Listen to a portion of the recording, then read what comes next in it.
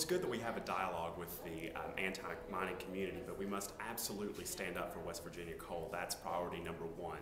As many people said before me, we have abundant coal resources, so we must develop those and use those in a way that will help us achieve energy independence, and certainly in a way that helps keep West Virginia families employed. Coal is very much our livelihood here in West Virginia. The severance tax, as we all know, benefits all 55 counties, so therefore it must be supported.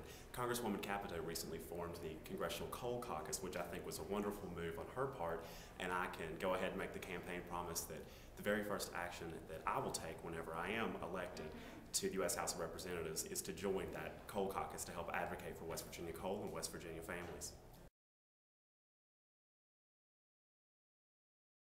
Well, on the health care reform as it's been presented in both the U.S. House and in the U.S. Senate, poll numbers you can trust to an extent, but one thing that we absolutely know is voters vote at the ballot box, and that's the ultimate verdict that matters. So we've heard for a long time that the American public was against this package as it has been presented, yet it kept proceeding.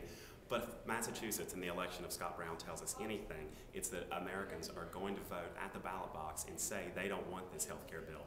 We know that we need some type of health care reform in America, but that must include tort reform. That must include the opportunity for insurance companies to compete. That must include opportunities for small businesses to pool their resources.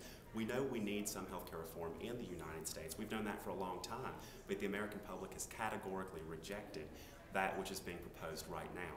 So if the election of Scott Brown teaches us anything, it teaches us that we must stop health care reform, and a Republican can win just about anywhere.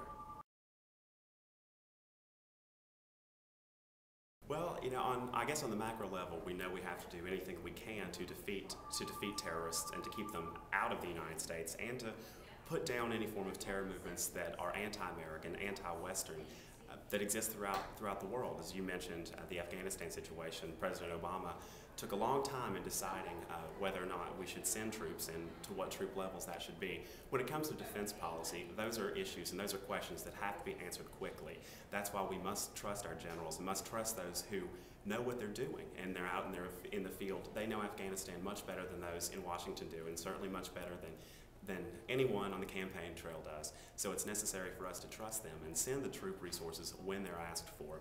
When we consider what to do globally in terms of the war on terror, we know that as the current structure is, we are part of the United Nations Security Council, so we can act through that. However, as we also know, sometimes our allies, China and Russia, don't go along with sanctions that are necessary, say in the example of Iran.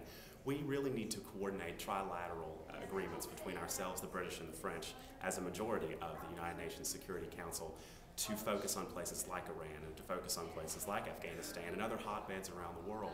Between the three of us, we have a footprint around the globe in all parts of it that we can wage incredible influence in order to prevent the war on terror from escalating or to take action when necessary.